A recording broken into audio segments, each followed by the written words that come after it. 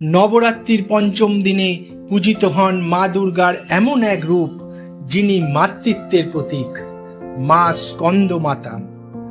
তিনি হলেন কার্তিকেয় বা স্কন্দের জননী, তাই তার নাম স্কন্দ মাতা। তার রূপে ভক্তরা মাতৃস্নেহ, করুণা আর নিঃশর্ত ভালোবাসার অভিজ্ঞতা পান। মা স্কন্দমাতা সিংহে আরোহণ করেন আর তার কোলের মধ্যে সদ্যজাত শিশু স্কন্দ বা কার্তিকেয়কে বহন করেন।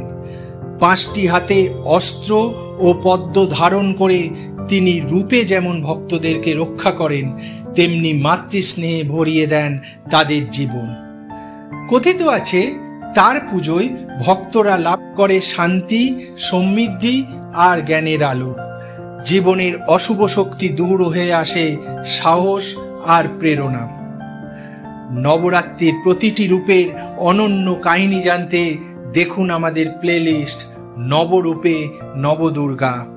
আর যদি সব 9 রূপের গল্প একসাথে শুনতে চান, আমি ডেসক্রিপশানে ভিডিওর লিঙ্ক দিয়ে দিলাম, অবশ্যই দেখে নেবেন এবং মিথিক বাংলা চ্যানেলকে সাবস্ক্রাইব করে দেবেন।